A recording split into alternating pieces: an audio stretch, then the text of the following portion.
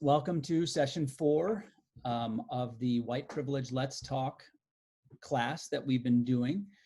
As I've already said to the group prior to getting started, this is a bit of a shift on the fly thing. It was just last night that it was announced that no more public gatherings in church are sanctioned. So we had to make a quick change here.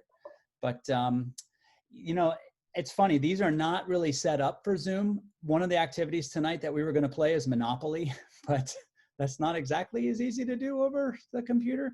We were going to be just sort of illustrating different rules. I don't know. Anyway, we can do that at a different time, next time when we get together. But want to thank you all for being here.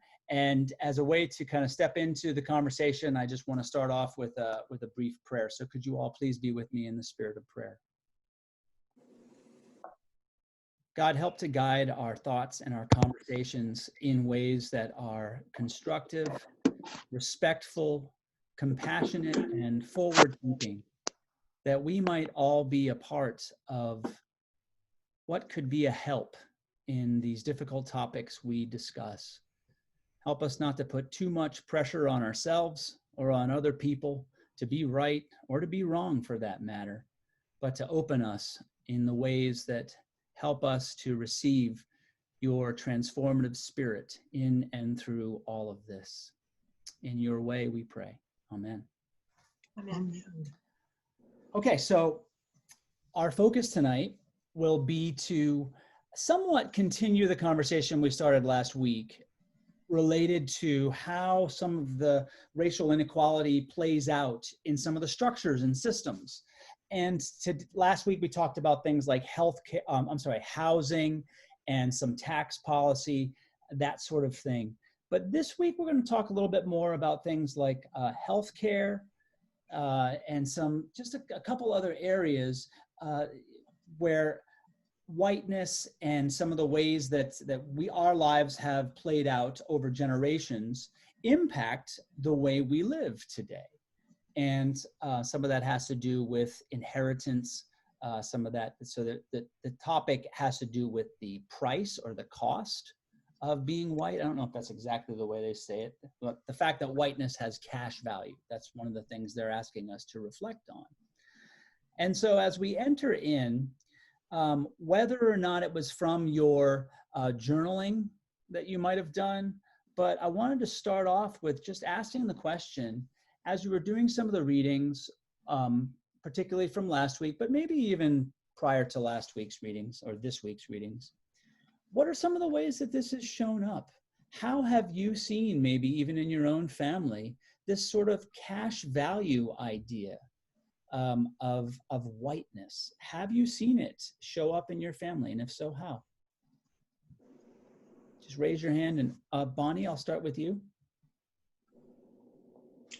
Oh, the reading mentioned something about the depression, and I guess I didn't realize that that people coming out of the depression, that it wasn't an equal playing field for everyone. I mean, both of our parents went through that, both of them, and you know, neither one of them had inheritance from their parents.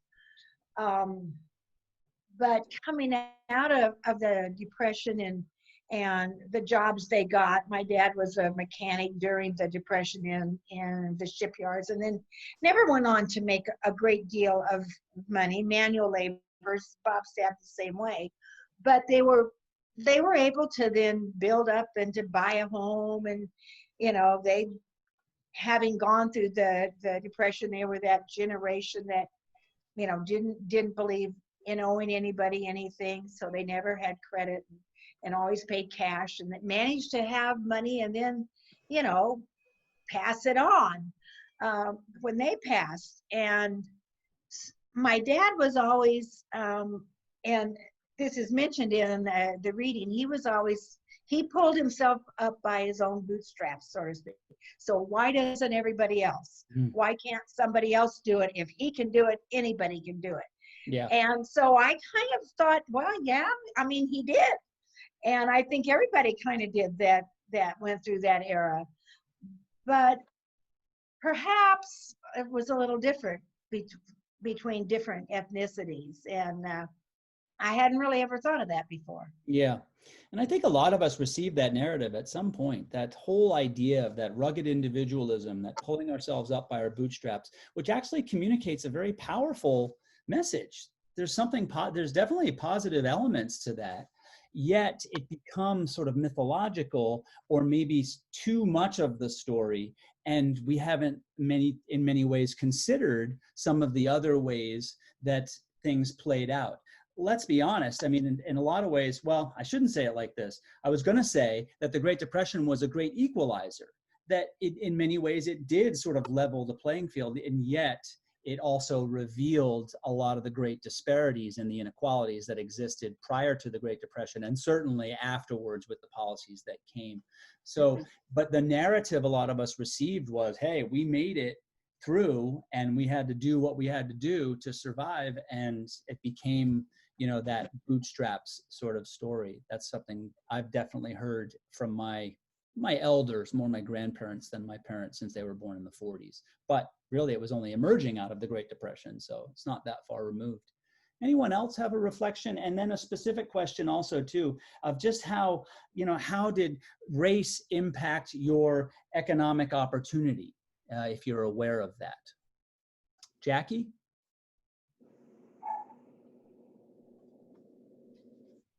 Demute me myself here. My mother was a school teacher and she taught in an all-white school that I had gone to. And my dad was in construction. He had a real high-level construction job. He was supervised a lot of different people and building different colleges and universities in California. And I recall that my dad and his peers in building these schools were all white, but not most, but many of the men who actually did the manual labor were Hispanic. And there was a real division between the men, and it was all men in those days, who kind of controlled and coordinated the building of these facilities, and the people who actually did the physical work.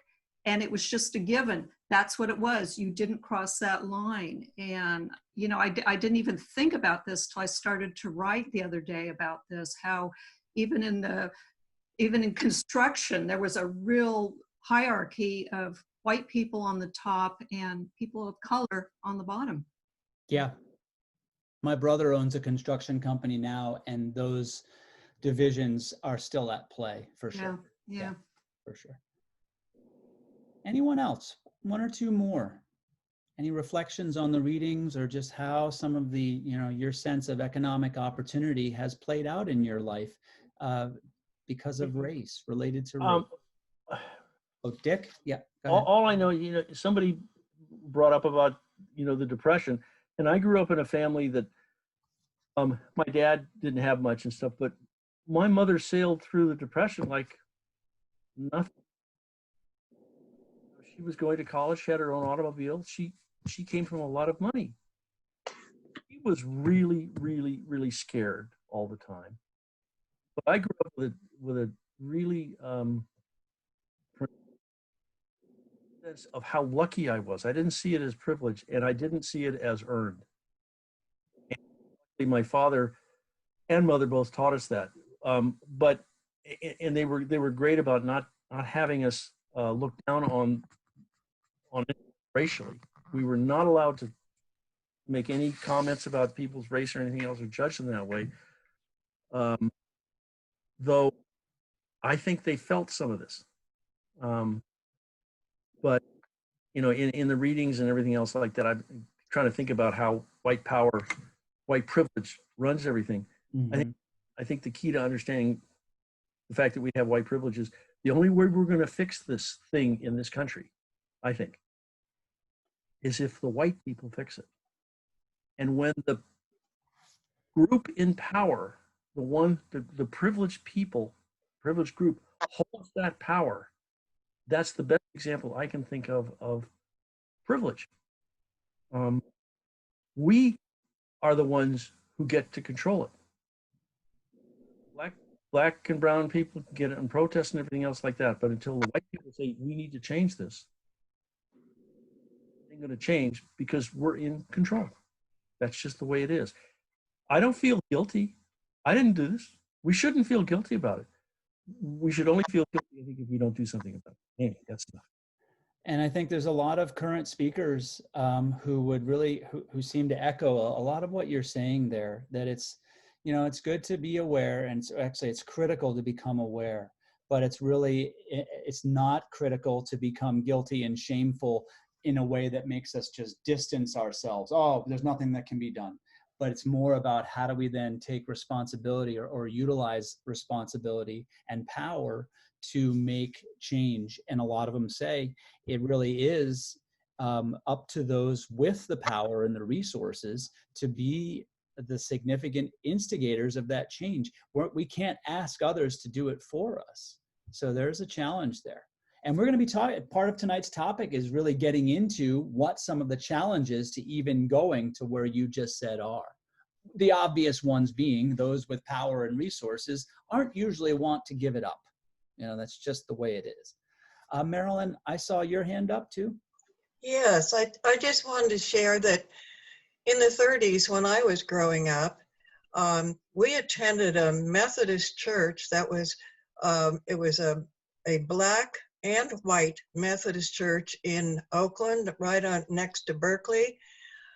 It was a mixed, it just was so natural to be attending church with all colors. And that was because that's where my grandparents went. And so my parents went there and through Sunday school and all. So it was such a natural time for me to just interrelate with people like that.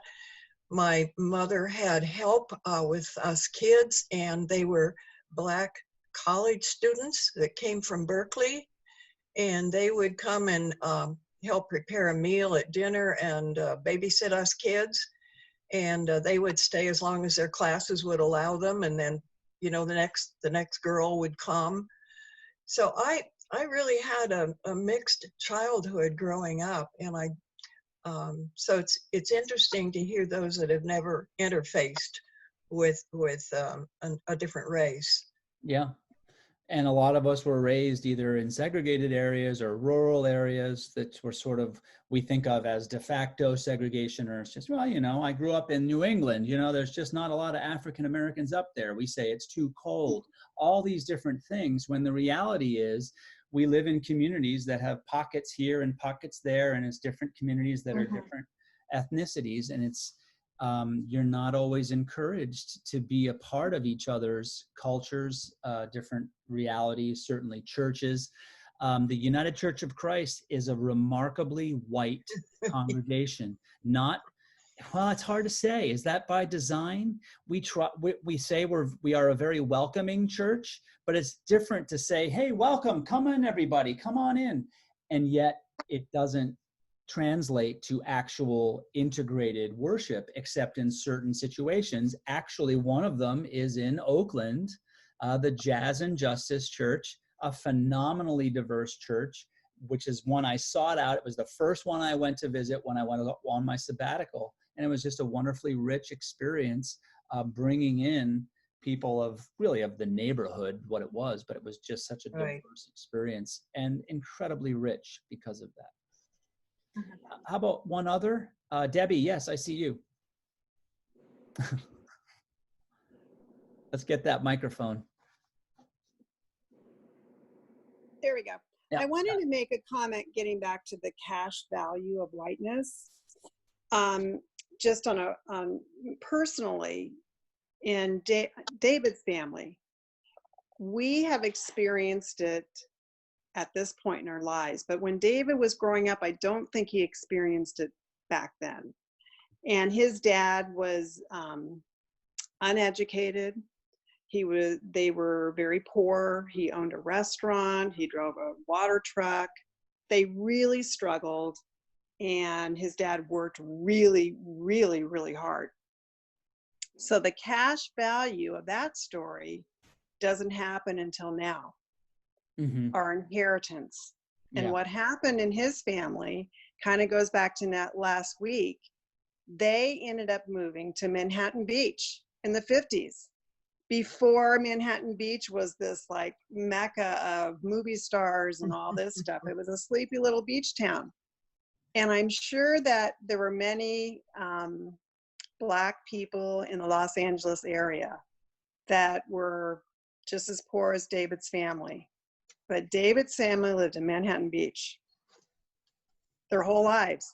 So when his parents passed away, we were like blown away. The real estate down there, wow, what a gift. And it's a gift that keeps giving to our children and other grandchildren. And so that's how our cash value landed in our lap. But it didn't happen while David was growing up. Sure. Yeah, it's not necessarily that it's generations like, you know, everyone uses the example of the Kennedys. You know, it's not like this royalty that's been handed down, but a lot of us from around the time of the Depression, or maybe more the GI Bill, the 40s and 50s, when home ownership became something for the wider population, it's then that the wealth accrual, that a lot of the readings we've been reading, they're sort of identifying that as a primary means of wealth building. And then you see the graphs where you see the white communities where their property values have gone up, and hence then personal wealth and family wealth goes up. And then you see the flat curves for African American. Now, I can't remember if it was in these readings or something else I was reading today, but they said if you remove automobile vehicles, just take those out of the equation, then the average sort of wealth of a Black family in America is under $2,000. Yeah. Because there's no ownership, there's no home ownership, there's not ownership of anything property of value. So it's very much sort of just this non-existent, it's a plateau. Well, I don't know if you even call it a plateau. It's just like a floor. So this is part of what, you know, this course is trying to help us to see is, okay, the fact that exists is one thing, the wealth gap, we've talked about it, but then looking at the whole why and getting to understand it, you know, and get behind it. And then, as Dick said, what do we do, you know? And a lot of us want to go there class one, and I love that energy, but really we have to hold off. We have to wait until down the road to kind of answer those questions. Did anyone else have something else they felt just they wanted to add, or, you know, I didn't want to cut anyone off, but yeah, Ruth Ann. I just wanted to say briefly, I was relating to what Jackie had said about the construction industry. My father, after World War II, was a carpenter, got his contractor's license, and he was one of the laborers actually. And when he was building the house that I live in today, basically one of the neighbors told my dad that this was a white collar neighborhood, not a blue collar neighborhood. It was like, you know, like you're outclassed on this street basically. And, you know, my dad just kind of let it roll off his shoulders. It's like, you know, well, here I am building a house for my family. And it was strange when I started to think about it. You know, my street is very short, and there were 3 dentists on my street. And it was like, this is a professional street. And my dad worked for the state. He was a public servant, you know. So I think that, but my dad, you know, he worked hard, and he told my sister and I that you can't depend on a man to support you for the rest of your life. You guys better go to school and figure out what you want to do, which we did, thank God. And, you know, it was for my siblings and myself, it was like, if you want something, you better get out and work for it. Because when my parents died, I had a home, and my brother had a home that my parents had built with their own 2 hands, literally. But they didn't have a lot of money. I didn't get a big inheritance. You know, my sister and brother and I got a little bit, but everything else was, you know, work hard for it and you'll be okay. And there's what you're bringing up, I think, not introduces, but it kind of calls to mind the connection between classism and racism. And a lot of us grew up with a real strong sense maybe of being in a certain class or not in a certain class. And yet there's a mobility that I think is afforded to folks in certain races, i.e. white, that is not always or ever afforded to those of people of color to move within classes. And yet I had a conversation today at the pool, because the pool's still open, thank God, for the boys to do swim team. But I had a conversation today, and actually one of my friends, after it was done, it was like a half hour, they were like, you guys were kind of heated. We weren't heated, it was just impassioned. But this guy I was talking to is kind of an acquaintance at the gym, and he was basically asserting that he thinks the whole idea of racism is made up as a political tool to create division to basically win or lose elections, depending on what your perspective is. And I really was like, oh my gosh, I wish you could be a part of these conversations to add that perspective and allow it to be engaged or challenged even, or just to watch some of these videos, do some of these readings, because it's just the denial. And his sense was, he was saying that, in his life, if you worked hard, you did it. You just could do it. And he had no conception of limitation. He just said, they have their chance. And his perspective was that the number one problem within African-American families and communities was out of wedlock birth, as if that was the singular factor. I would admit that that's not a positive factor for family stability, for ongoing wealth creation, for a lot of different things. But to name that as the central factor, notwithstanding all these others, is to me such a narrow view that really illustrates, I think, some of the challenges, of engaging this conversation that we're doing. I just was sort of flummoxed. And then I found myself, all right, what's my option? I can cut out, go see my boys, which is probably what I should have done. But then I was also like, I want to have this conversation in a way that we can engage this. I want to do it. I don't want to step away, because it's easy. In the past, I've always stepped away from that conversation. But now I feel like I have a little more language, and it was good. I felt good to do it. My heart was racing, no question, but I feel more empowered. And then it felt, I didn't have that sick feeling in my stomach where I was like, oh, I just slinked away. And there again is a privilege, right? Mm-hmm. To not have to engage someone. And again, I wasn't trying to convince him that he was wrong. Maybe part of me was, but I was just sort of trying to articulate a stand or a position. And that's something that I think is, we all could, I don't know, it seems like a lost art or a lost will of engaging each other. I just want to make an observation on that. Yeah. He's confusing cause and effect. Seems to me. Yeah. Right. Yeah. I mean, are you surprised that family structures in Black communities are not as strong as in white? When you look at the slave culture, families were sold. I mean, right. Yeah. All the stuff we're talking about is at play here. That one factor is the most important to this person. And again, I was just flabbergasted. But okay, I see Susan.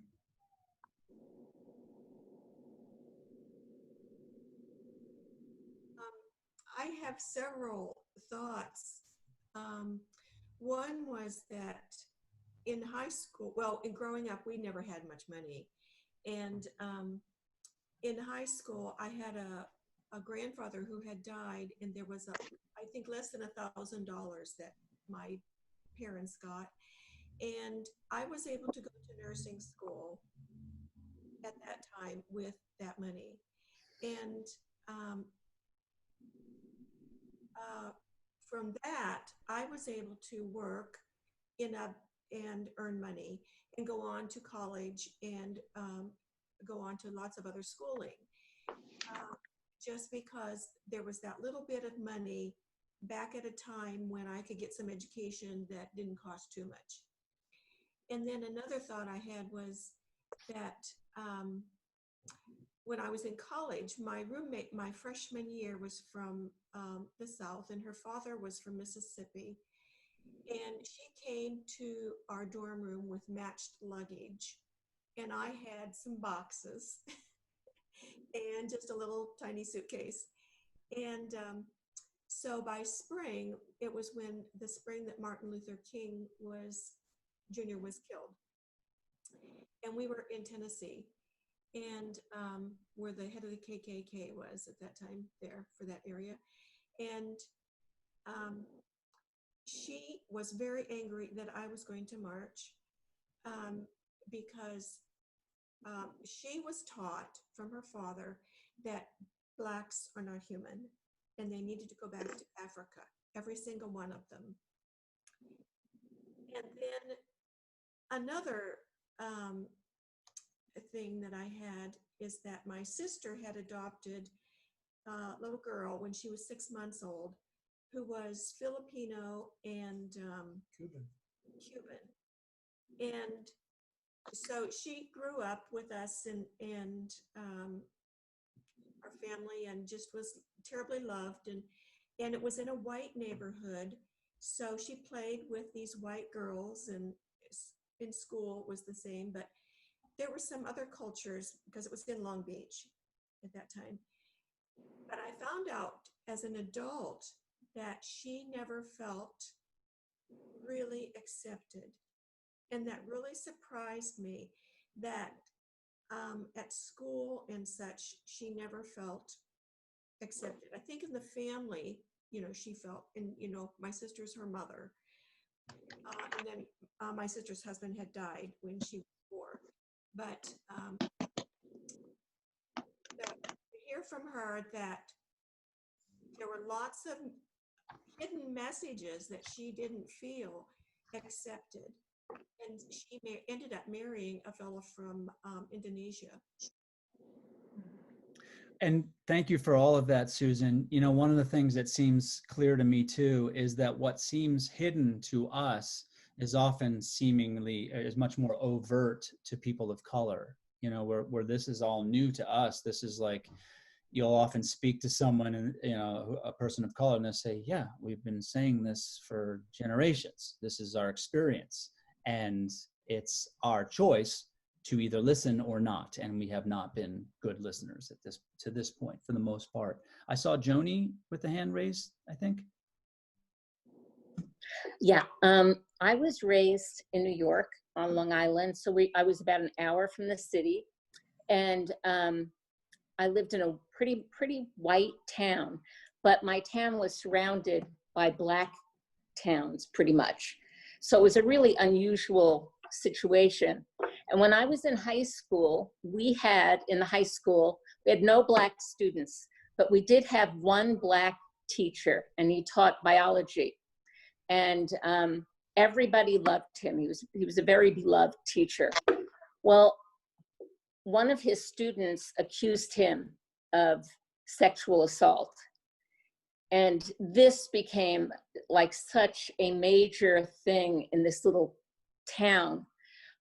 He insisted on having a hearing in public, and they did it in the auditorium of the high school, which you can only imagine how populated that would be. And he got like the best attorney from, another state, I think, that handles this type of problem. And in the end, he was able to prove that he did not do what she said. And he was in all the newspapers. As a matter of fact, I don't know if you could see this, but this is the Ladies' Home Journal from that year. And in the forefront of the picture, you could see him right there. Yeah. And then in the back are townspeople who helped him and defended him.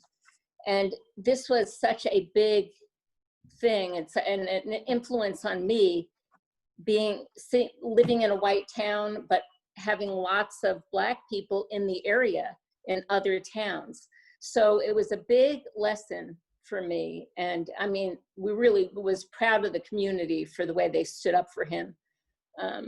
But, he had to fight his way out of it, which was really sad.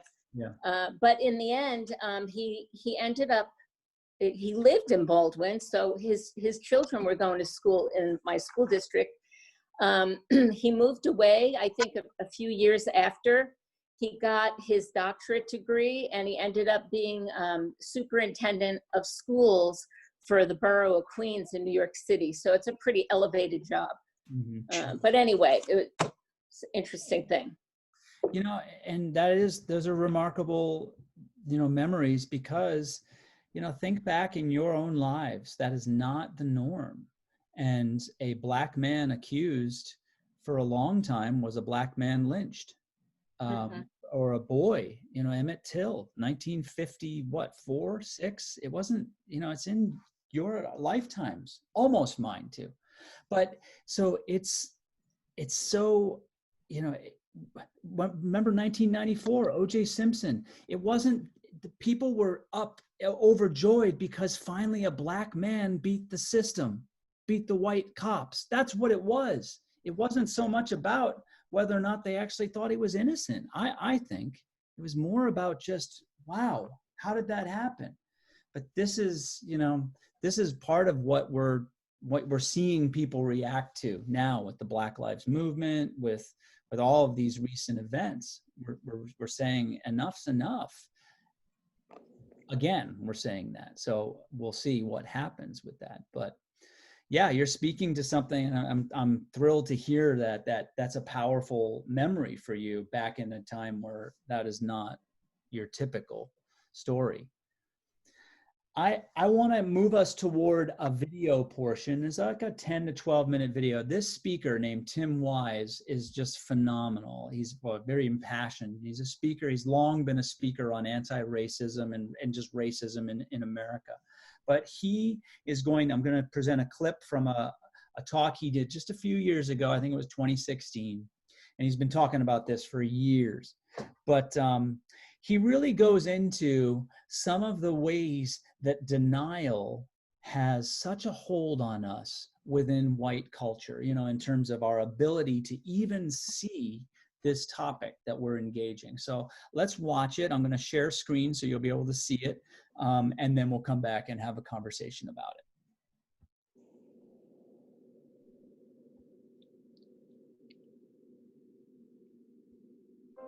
A few years back, white Americans were asked whether or not we believed that racial discrimination was still a significant national problem for people of color, or whether it was just a problem, you know, like junk mail, wrong phone number, 2 in the morning, you can't get back to sleep, it's raining and you want to go outside for a jog, you know, a problem, but one you'll get over, you know. Whether it wasn't much of a problem, wasn't a problem at all, we just weren't sure. They also asked black and brown folk this question. Folks of color, it won't surprise you, said, yes, it is a significant problem, actually, and not just because I read about it in the sociology textbook. I actually have lived it and would be more than happy to tell you what kind of problem it's been, but these were pollsters, man, they didn't care about that. They just wanted the yes or no, then they were on to the next house. And they asked white folks, is it or is it not a significant national problem, racial discrimination for people of color and against people of color? And only 6%, 6 out of 100 said yes, that it was a significant national problem. Just to give you an idea of how bad that is, I would have you compare it to a survey taken a few years earlier where approximately 12% of white Americans said we believe there was a fairly decent chance that Elvis Presley might still be alive. I don't know how good you are at math. I'm not very good myself, but that's a ratio that I can calculate. What that means is that white Americans are twice as likely to believe that Elvis might still be alive than we are to believe what people of color tell us they experience on a fairly regular basis. That is denial so profound as to boggle the mind, but there it is. And the people who are saying it are not mean-spirited, they're not hard-hearted, they're not bad people. I firmly believe that most people are good people. I could be wrong about this, but I have 2 little girls, ages 6 and 4, and I choose as a parent to believe that most people are good. If you have evidence to the contrary, keep it to yourself. I do not want to know it or hear it this evening. What I do know is that those individuals who said that, as well-meaning as they may have been, that they really didn't see it as a significant problem, aren't new in their denial. See, it's one thing for young people to think that the problem is solved. I almost get that. I almost understand it, because if you're under the age of 25, maybe even under the age of 35, what you know, what we tend to know, younger people, about this history and about this legacy is what we see in that grainy black and white footage every MLK Day, or maybe during Black History Month. If I were to ask you, do you believe that folks of color had equal opportunity and were treated equally in this country in 1963? Or whether or not black children were treated equally in schools and had equal educational opportunity in 1962, I know right now that no one in here would say, well, of course, you know, naturally they did. 1963, that was a damn good year to be black or brown in America. What are you talking about? Everyone, regardless of your position about 2007, would quickly acknowledge how bad it was back in the day, because it's no sweat off your back. 44, 45 years later, it's easy to talk about how bad it was. But now, see, here's the trick. What do you think white folks said when those very questions were put to them in 1963 and in 1962? At a time when the apartheid system in this country was very much in full effect. It was before the Civil Rights Act, before the Voting Rights Act, before the Fair Housing Act. In retrospect, we can all look back and say how profoundly unequal it was. How profoundly unequal it was. And yet when white folks were asked, some of them our parents, our grandparents, great uncles, great aunts, these ancestors of ours, asked the very same question in 1963. Do you think that people of color, they didn't use that term, it said racial minorities. Do you think that racial minorities are treated equally in your community? And 80% of white folks said yes.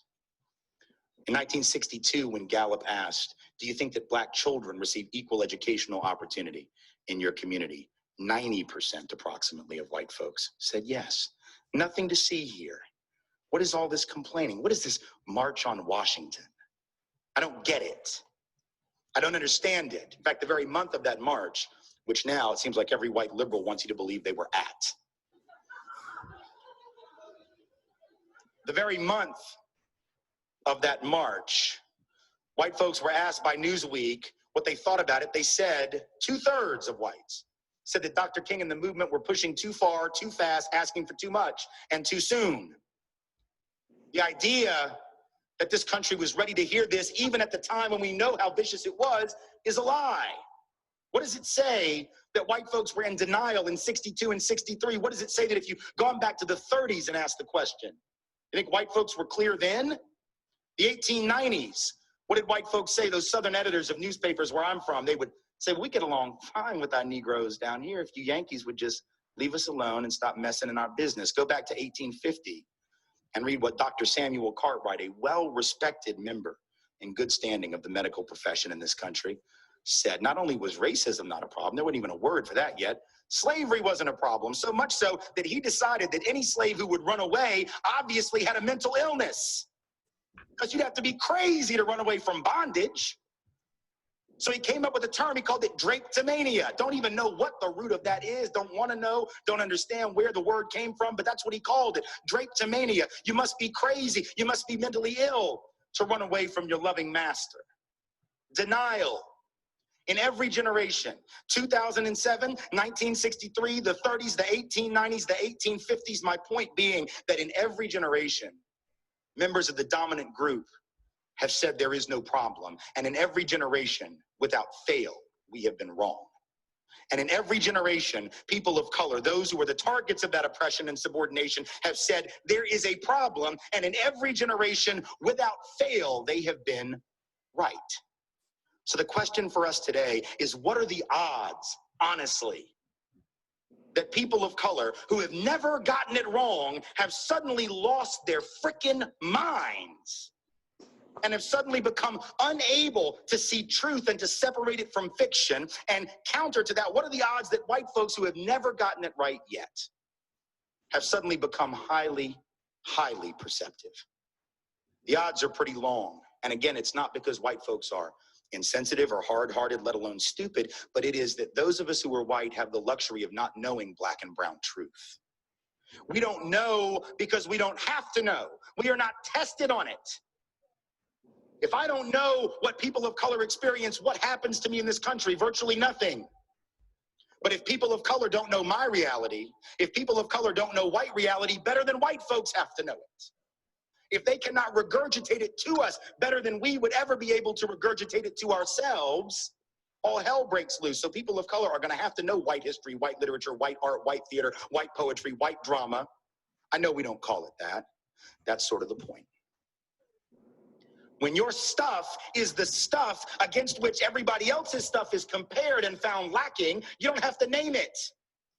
It's just the norm. That's why, for those still confused, we don't have White History Month, because we have several. They go by the tricky names of May and June, July, August, September. Pretty much any month that we have not designated as someone else's month, that's White History Month. But we take it for granted because we don't have to know other folks' reality. That's a privilege. That's an advantage. That's a head start. And it's one we must think about. See, that's the other piece of this, right? It's one thing for white folks to acknowledge racism. Because, you know, white liberals will. God bless. White liberals will acknowledge that racism is real. Oh my goodness, we should do something about that. Yes, we should. It's terrible, that racial profiling, that housing discrimination. My goodness, it's awful. Yes, it is. But just because we acknowledge racism and discrimination doesn't mean that we'll necessarily acknowledge the flip side of that. Doesn't mean that we will acknowledge that for everyone who's targeted by that discrimination, which we're willing to admit exists, there is somebody else not being targeted, guess whom? And that those individuals are elevated by definition and receive an advantage, receive a subsidy, receive a privilege in the process. You see, we like to talk about those who are down as if there is no up, right? We like to use language that obscures the interrelationship of down and up. Now, down has no meaning without an up. It is a relative term. But we talk about those at the bottom of the hierarchy, not paying attention to the fact that for anyone who's down, someone is above them, and they're above them because they're down. We use this language that makes it impossible. And when I say we, I don't mean like right-wing folk. I'm even talking about them. I'm talking about nice, liberal, caring service providers. Right? People who just want to help. Right? I just want to help the underprivileged. That's the word we use. I've used it before. I don't use it anymore, except in a speech like this. Right? We just want to help the underprivileged. But what's wrong with that word, folks? At least two things that ought to be pretty obvious to you, right? Number one is it's a passively constructed term. Right? It's the passive voice, as my English teacher would say. Underprivileged doesn't imply that anybody did anything to anyone. It's just there's privilege and I will be damned. There you are under it. Well, you could just figure out how you got down there. We could solve all the problems of the Western world. But we don't want to know how you got down there. No, that's why we came up with that bumper sticker. Stuff happens. That's the G-rated version. That's a bumper sticker that only a straight white upper middle class male could have made. Because anyone who isn't straight, anyone who isn't male, anyone who isn't white, anyone who isn't upper middle class knows that stuff doesn't just happen. Stuff gets done by people to people. Nothing is a coincidence. Nothing is random. It isn't osmosis. And so we act as if it's some passive thing, but yet that's not the case. And the second problem with the term underprivileged is even bigger than the first one, is it's a relative term. Again, this is grammar. Now, you don't like this, you can disagree with anything else I say tonight. If you have a problem with this piece right here, you must take it up with your third grade grammar teacher, because it is not on me. If we use the word underprivileged, then by definition, there must be an overprivileged, but we don't use that word in polite conversation. Indeed, it doesn't exist in any dictionary to be found on the planet. If you don't believe me, go back to your res hall, go back to your apartment, go back to your home, go back to your place of employment. And tomorrow I want you to punch in two little words. The first one, underprivileged. Make no mistake, your spell check is going to recognize that word. It's in their dictionary. They can give you the definition. They can give you the synonym. They can give you the antonym. They can show you the phonetic way in which you should spell it. Now come down one line, type in the word overprivileged, and watch how fast that little red line pops up. That line which says, nope, you're an idiot. Making up words that don't exist. Try again and get back to us. But But if there's an underprivileged, there must be an overprivileged. Why don't we talk about it? Because that would require that we acknowledge that if there are 2 to 3 million people being targeted for race-based housing discrimination because they are people of color every year, that is 2 to 3 million more places I can live. If people of color are being targeted and profiled and I'm not, that is an advantage. It may or may not have material consequences. A lot of privilege isn't about material acquisition. So please know this. When I talk about white privilege, I don't even mean money necessarily. For some, it definitely translates to that. For some, it has certainly meant that. But even for those white folks who don't have that money, white privilege is real at the psychological level.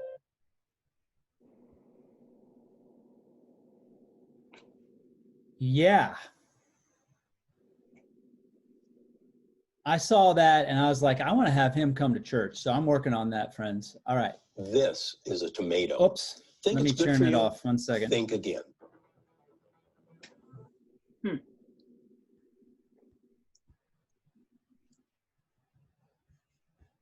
Get rid of this here. Now, where'd you all go? We're here. We're here. I know, I'm looking for you. I can hear you. There you are. The screen, it just overlaid the video I'm going to show. Okay, you're here. Yay. Okay, so a lot of information there. A lot of passion, a lot of fire. Tell me some of the things that landed with you. What's sticking? What did it pique in you? I'll start with Susan. You know, maybe remember that when my sister and her husband were looking for a baby or a child, there was a Black child that was available, and they were willing to take that child.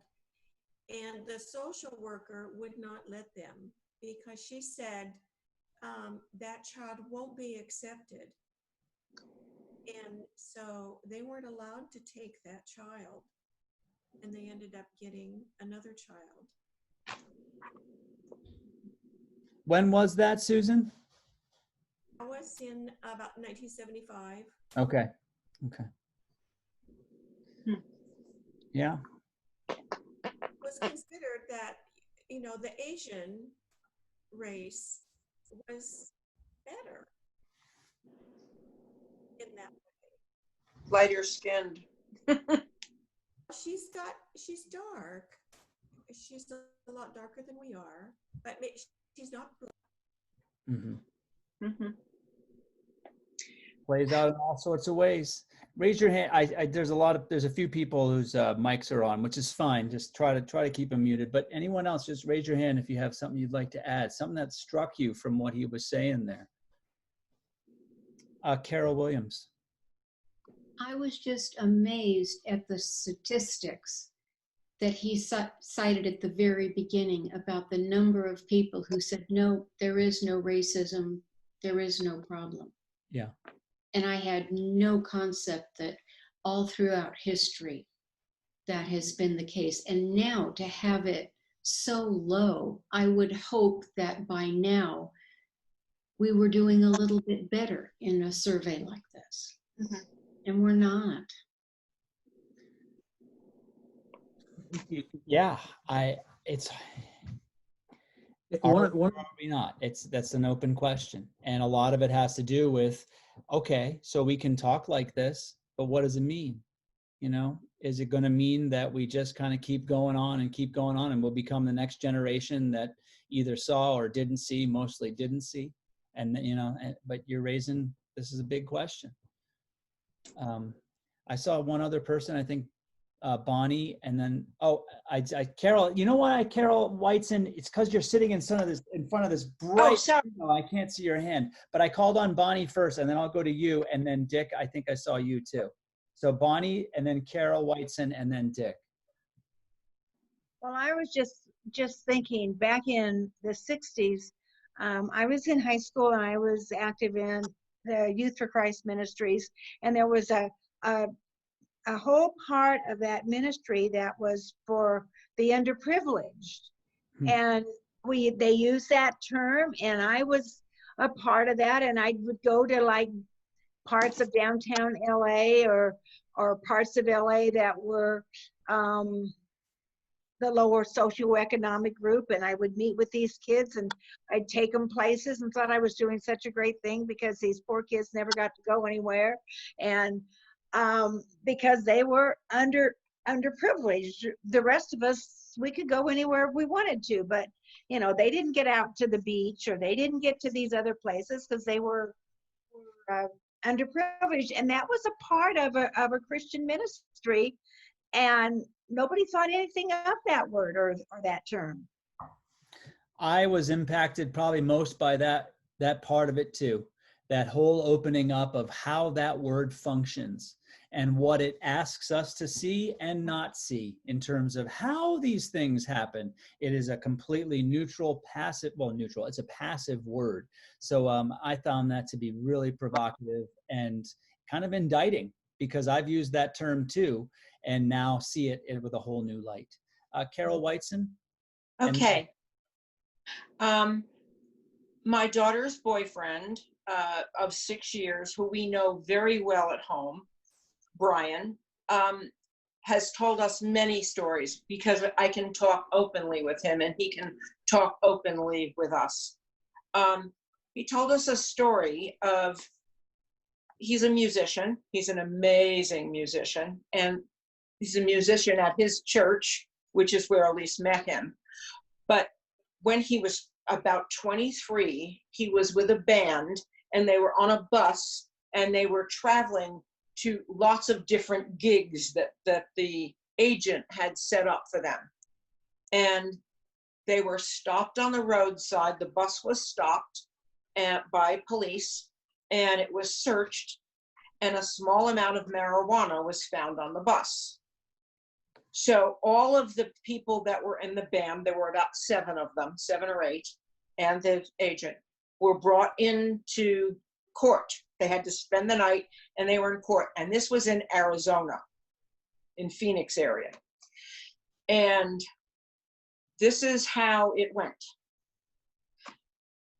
Everyone, misdemeanor, misdemeanor, misdemeanor, misdemeanor, misdemeanor, got to Brian, felony.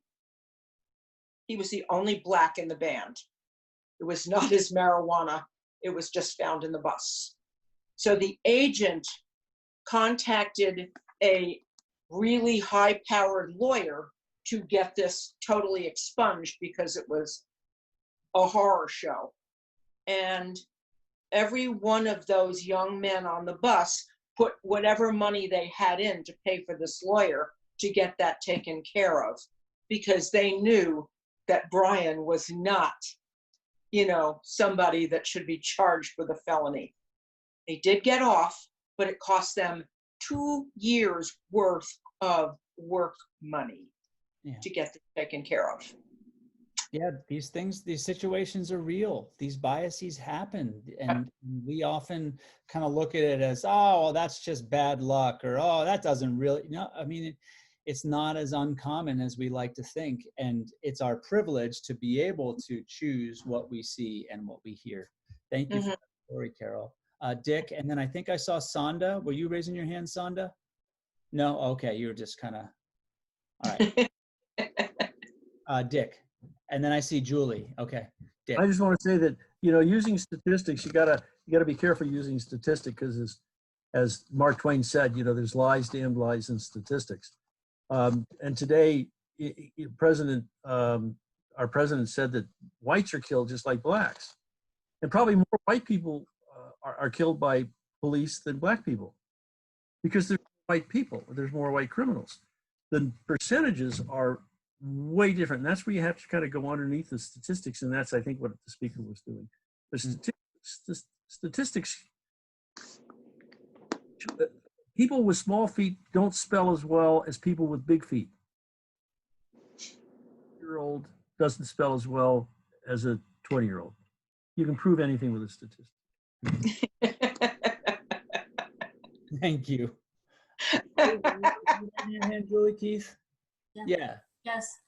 I mentioned before that I grew up in San Leandro in the 50s and 60s, and It was an all-white community. It was held in that way by the real estate people, and I was there when one of the first Black families moved in, and there was a cross burning on their lawn. That was one of the events. And the other thing I keep thinking of is a family that I knew quite well, that I babysat their kids. They had 5 kids, and they moved up to Oregon, and I would still continue to go up to visit them and so forth. And it was at Dick, who is the dad of these kids, it was at his memorial service that I learned that his son told the story about his dad when there were people that came knocking on their door wanting people to donate money. I don't know what they were going to use it for, but it was all in this whole thing of keeping the Blacks out of San Leandro. And he told them what for and get the heck off the property and so forth and so on. And I thought, you know, it just struck me years later, you know, what type of a person he was. And he was a remarkable man. Yeah. His name was Dick Koopman, great guy. But, you know, growing up there, it was interesting. Another little side story, Brian Copeland, I don't know if you're familiar with him, but he was a KGO radio commentator. I don't know what he's doing nowadays, but he wrote a book. He's a Black man, and he wrote a book called I'm Not a Genuine Black Man. And when he was 10, he moved into San Leandro. And shortly thereafter, he was walking down the street with his bat and his ball, and a cop stopped him. What are you doing here? He says, I'm going down to the park to play ball. And I mean, a little 10-year-old, it just, I don't know. I don't know. I don't know what to say about it. It's just, to me, it was terrible. When I think his book is interesting.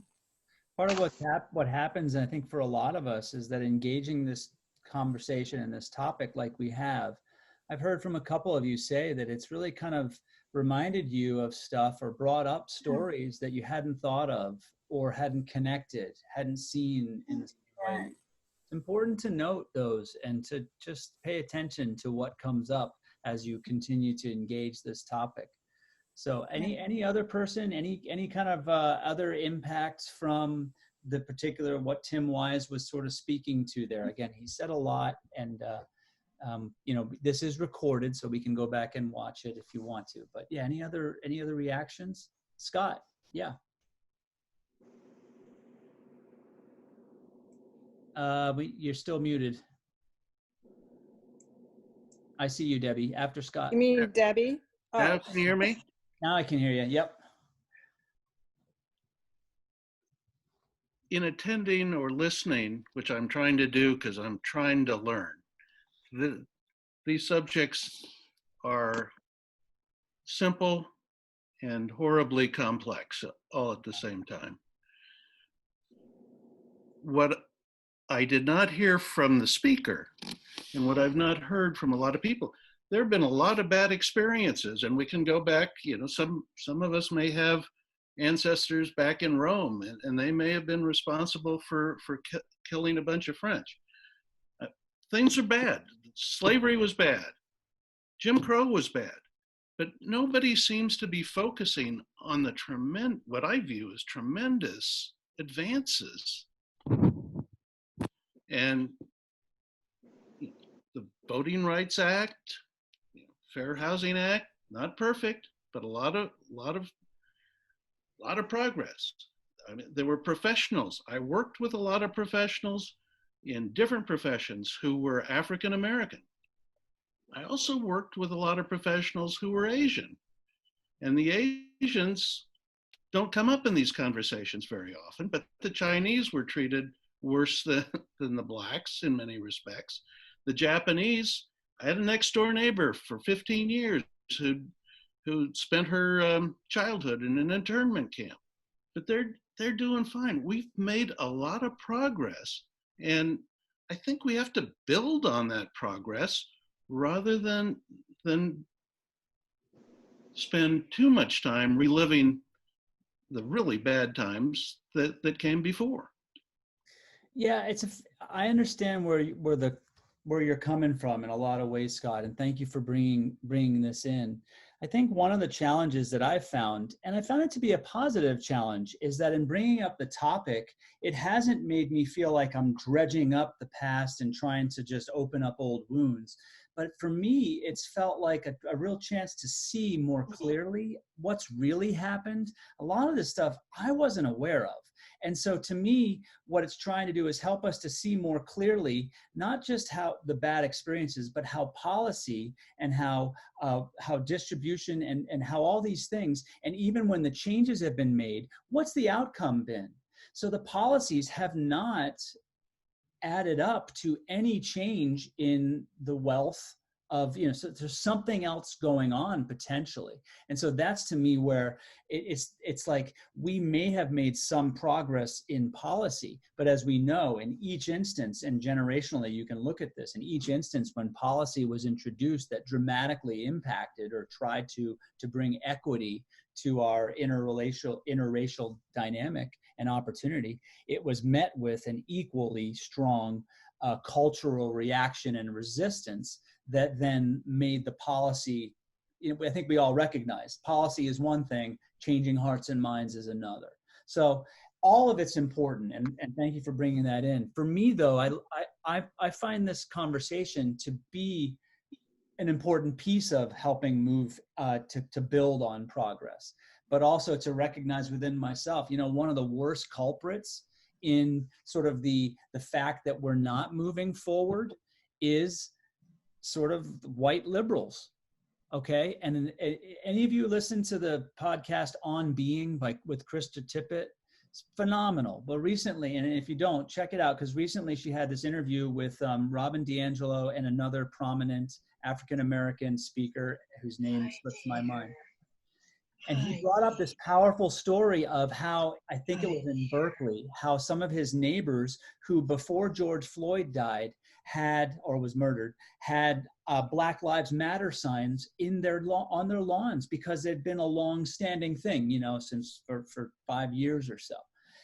After George Floyd was murdered, they took the signs down because it was too political. It got to this place where it was too divisive. They felt like they were going to be attacked. And the speaker's point in this podcast was, we as white liberals, or white people, but white liberals in this instance, have that opportunity to take our signs down where people of color don't have the chance to change their skin color. And oftentimes where we fail is when it gets a little uncomfortable, we want to step back and just go into, okay, that's fine. I don't want to talk about that. Let's talk about what we can build on. It's a natural tendency. And I think a lot of us grapple with that. So to me, one of the powerful things and painful things potentially about this conversation is that it does do some of that digging, Scott, that you're talking about. And I don't know if it's just, to me, it's not that sort of wallowing or just bringing up stuff. It's really kind of helping to move into some deeper seeing and maybe some deeper healing so that more positive progress can be done. It remains to be seen. That's part of this too. I apologize if I went in the wrong direction, but no, not at all. My experiences, I was at Cal, I was in Berkeley during some really turbulent years. I had a senior seminar with a Black professor from Tuskegee Institute. And he was there to teach us, his primary purpose was to teach us that the Civil War was about economics, it was not about slavery. And that argument, you couldn't say that these days without being attacked. He was a Black man, very intelligent Black man, taught us well. Again, I've worked with professionals of all races, and there's some reason why some of them have been able to advance more than others. And that may be where we find the key to why there are underprivileged. in the black races. Your conversation you're introducing, and I just want to acknowledge, I want to say, don't worry about taking us in the right or the wrong direction. You speak, I appreciate you bringing your perspective and speaking it, Scott, so thank you. I understand. I just yeah. Thank you. I've seen a lot of hands, but I saw Debbie first, but then I saw Dick, and I'm sorry, I saw Jay, not Dick. Yeah, I'm trying to pull my screens, all your hands are popping up. I see Claire and I see Joni. Okay, so Debbie, Jay, Claire, Joni. Okay, I'll be really quick. When I was listening to the speaker, the most impactful part for me was the underprivileged and overprivileged. And I'm really curious to ask, what word would he use rather than underprivileged? Because I use that word a lot. I have in the past. And I'm trying to think, okay, well, what's a better word to use? And I don't know if anybody has a thought on that. He never mentioned it, I don't think. But I was just kind of curious what word he would prefer using. See what you can come up with. And I think chew on what his point was as you're doing. And that is that the word what that word represents is a passive word. It's one that allows us to sort of say, oh, darn, how unfortunate for them. It just ended up that way. Where he's talking about, well, and what we're talking about is that it doesn't just happen. People do things, they institute policies, they create realities that impact other people and lead to some of these things. There's a cause and effect. So we may not be able to come up with that, or maybe someone knows, but that to me is something that we can chew on, and maybe we revisit, next time, Debbie, because it's a good question. I think it was Jay next, and then Claire after that. Still muted, Jay. You're still muted. Sorry, Jay. We're not hearing this yet. Yeah.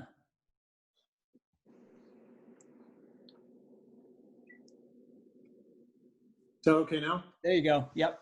No, I just want to say to Dick's point, the progress that we have made, and we get back to legislation that we've done as far as the Voting Rights Act, it's my understanding we are still having a problem with having that enforced and making that a reality. But I can tell you from a firsthand experience after 30 plus years in banking, that fair lending regulations were actively, for all those years of my being around it since the late 70s, were skirted at best and not taken seriously whatsoever by many boards and senior executives in banks. What I think the legislation that has been passed since the 60s and 70s, it has created some exceptions to the rule, and it's not good enough.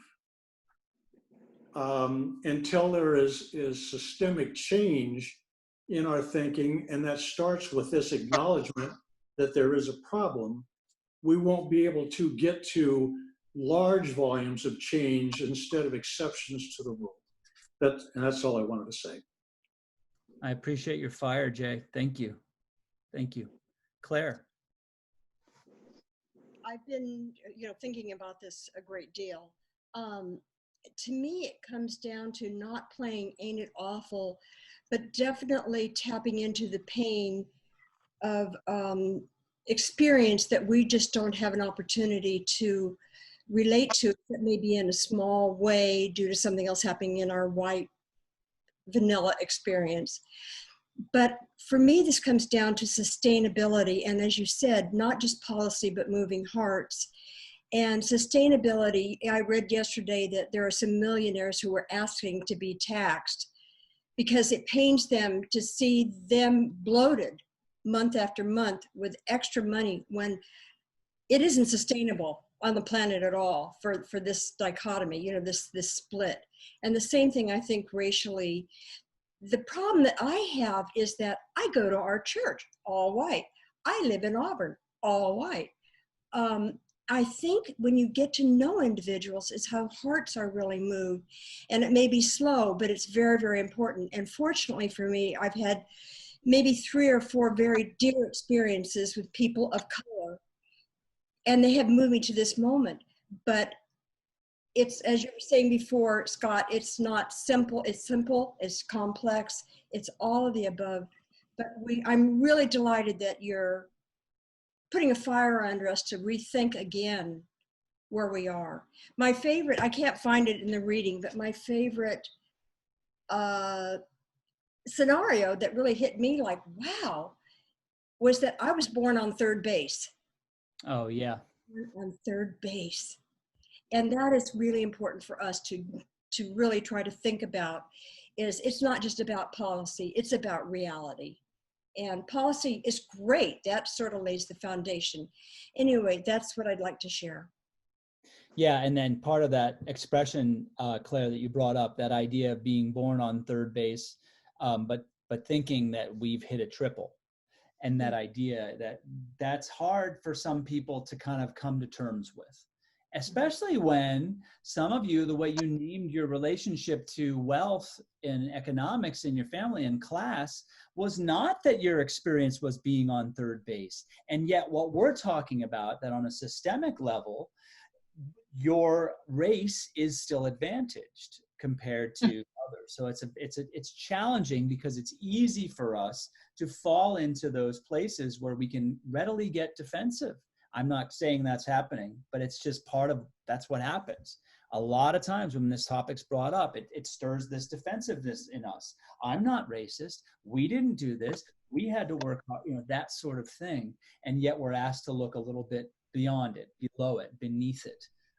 And that can be very difficult to do. But I mean, I think that's what we're trying to do. I forget who was next. It was one of them. Oh, Joni, thank you. Hello. I just wanted to address what Scott was saying. I do understand where he's coming from. But I think that, to me anyway, the difference between how Blacks are treated and then how all these other groups, and I can use my own group as an example. I'm Italian. My great-grandparents came here from Italy at the turn of the last century, and all the prejudice was against them at the time.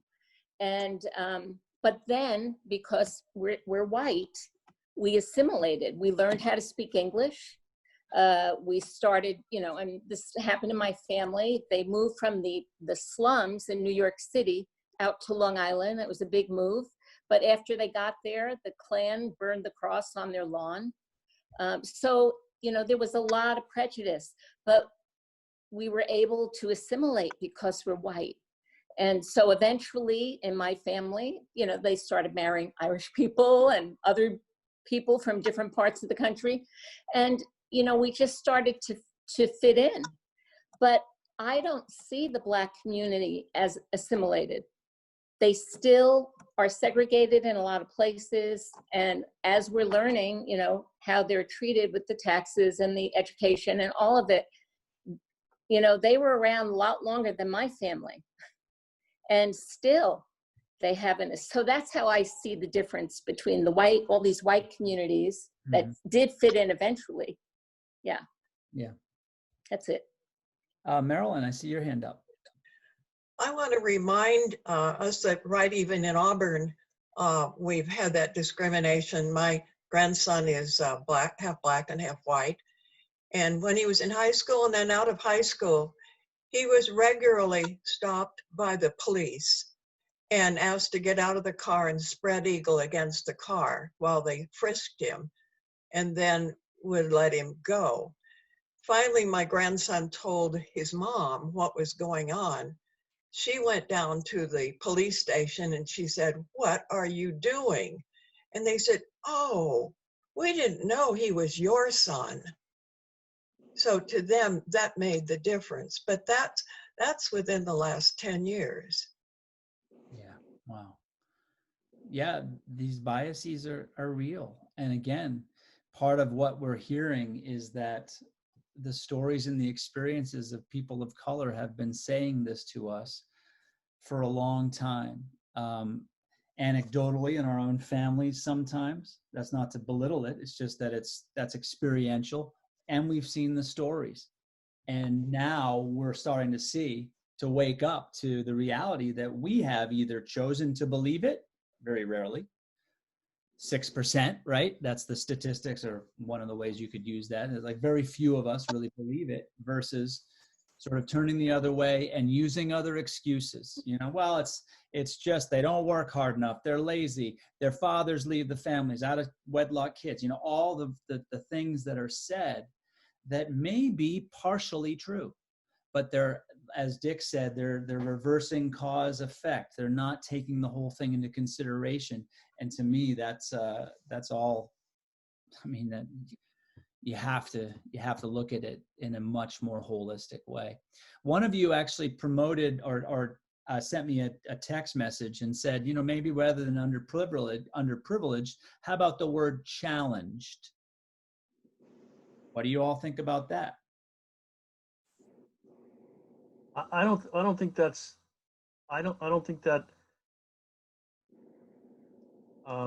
describes really the problem. The very fact that we have programs set up to help those who have a smaller share of the resources. Uh-huh. The very fact that we even have a program like that in the first place. Yeah.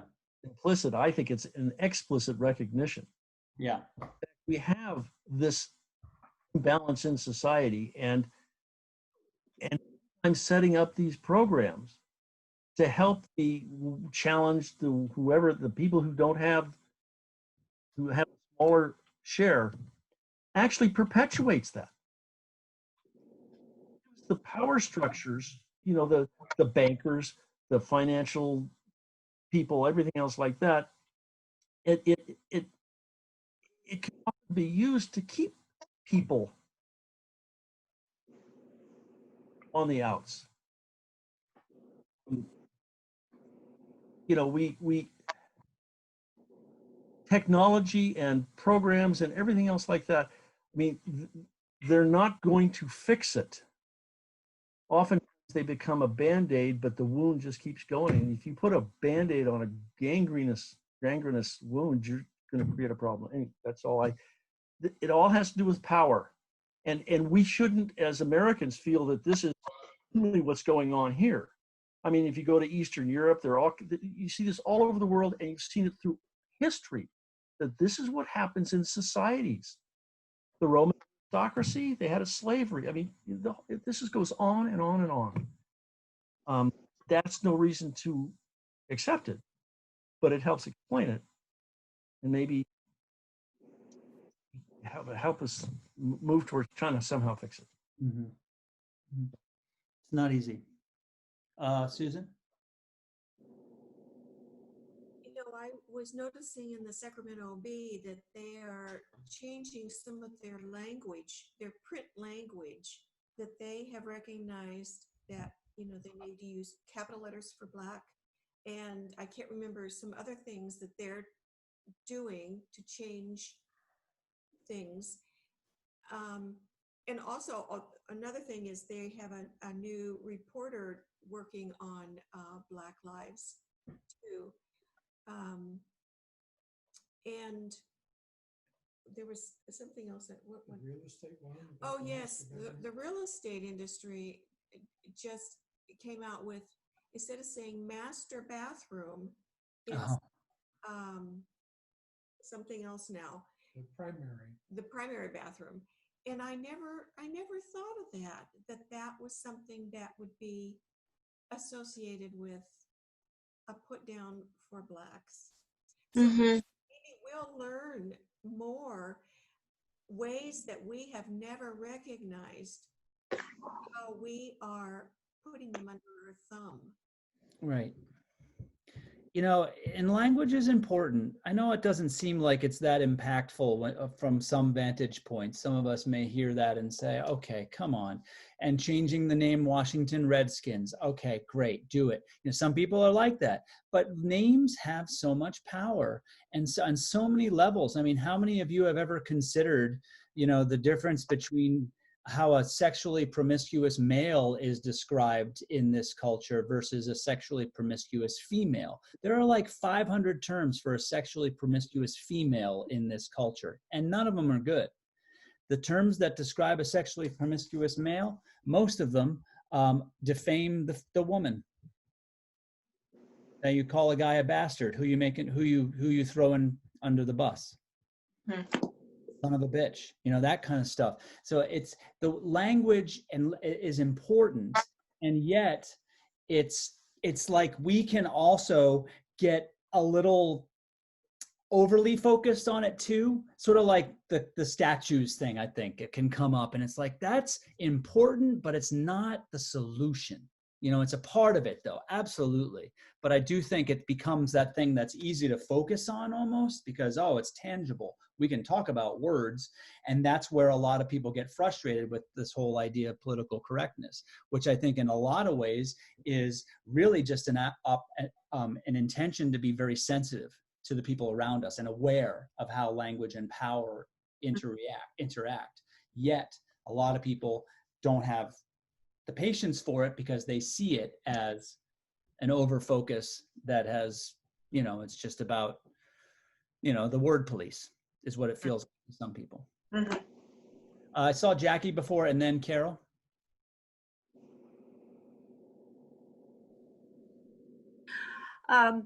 This pains me to say this, but I'm going to say it because I've never had another opportunity. I grew up in a family, very white family, obviously, and my mother was from San Francisco, but her father was from Mississippi, and she carried a lot of those belief systems with her. And I remember my mom saying several times to me, it's okay to be nice to Black people you work with and, work well with them and everything, but you don't have to bring them into your home. And it struck me as we're talking here, I think that is in some ways what the society has done. We have been nice, we have granted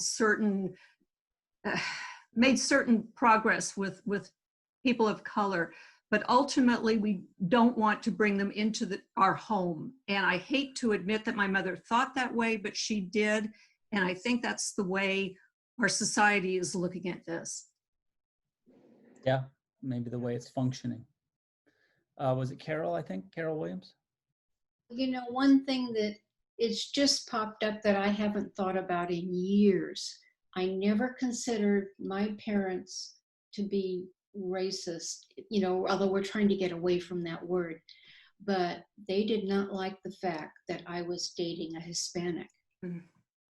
And my mother had a little talk with me about, there's a difference between Frank's family and our family, and they had a hard time with it. And they were strongly encouraging me to get out of it, not to date him anymore. Yeah, that's real. I've spoken to many people in my ministry who have came to me to speak of concerns related to that, somewhere in their family related to that. Not necessarily at this church, but throughout each ministry I've had. It's something that brings up a lot. It brings up a lot of different concerns and questions, and it's important to be aware of that in our families and then in ourselves. How does that play out? Friends, we're coming close to the 8 o'clock hour, which is close to an hour and a half. I wasn't sure we were going to be able to go that long because I wasn't sure how the Zoom was going to play out. We have more to talk about. There was that second reading that had to do with healthcare and that, but I feel at this time we're probably best served to kind of get close to wrapping it up here now, and just we can kind of continue the conversation next week, trying to respect the hour and a half time. Before we close, though, was there anyone else that had something that would like to say? And the way we often close the class is there a lingering question that you have that you're going to be chewing on? Or is there something that you find yourself really thankful for as a result of the meeting, the conversation we had tonight? So just allow an opportunity for anyone to say any response to that.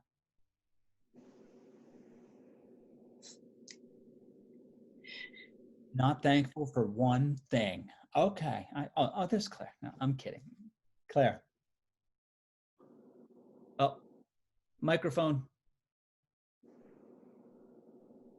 This is on a kind of lighter note, but that's fun. Years ago, we lived in Meadow Vista, and a neighbor, I may have shared this at church, but this is the second component to it if I did. Anyway, we housed a couple because she had family at her house. And we said, sure, that would be fine. We had a guest room, that'd be great. And she said, I misunderstood her. I thought she said, I hope you don't mind. He's a little different. And so when they drove up to our house, the car door opened and she stepped out. She was white and he was black. And I said, oh, you're not blind. I had heard he was blind. And that started us off with a lot of fun, really, and laughing, because what she was trying to allude to was he was of a different race, and she hoped we didn't mind. She didn't expect us to mind, and we didn't mind, but I thought he was blind. So it was pretty funny to begin our relationship for the whole week that they stayed with us that way. And Alan was very good-natured about the whole thing. Yeah, good way to break the ice, though, you know, because that's one of the things we often don't talk about these things. So you got to get into it, hopefully. And I could have been shouting, "Oh, you're not blind!" But I was so thrilled that I thought, "How's he going to manage with our gravel and our stair? You know, we'll figure it out." Anyway, it was fun. Wonderful. And I think that is another way that you get to know people, is spending time breaking bread literally together. Yeah. Mm-hmm. Yes, thank you, Claire. Thank you. I saw Ken. It was nice to be able to see everyone's face without a mask covering it tonight. That is true. That is true. Anyone else? I can hear you all so much better. All right. Well, I so appreciate you coming to do this. I know Zoom is not the best, but this ended up being, I just think, a really still wonderful, rich, helpful conversation. So thank you all for coming. For next week, what do we have? We've got, I've got them here somewhere. The assignments are, oh, here they are. The assignments for next week have to do with, I don't know. It's not very good television. It's in your materials. It's in the next section. It's got me confused because I can't keep track of part 4, chapter 4, chapter. Right. But it's a little confusing, but it'll be good. It'll be worth it. Thank you all for being a part of this conversation. And Part 4, chapter 1. what was it? Read chapter 1 or Part 4, chapter 1. That's it? Just one chapter? I thought one. But it's part 4, right? Part 4 and all the chapters. Part 4 and read all the chapters. Read all the chapters. Okay. Okay.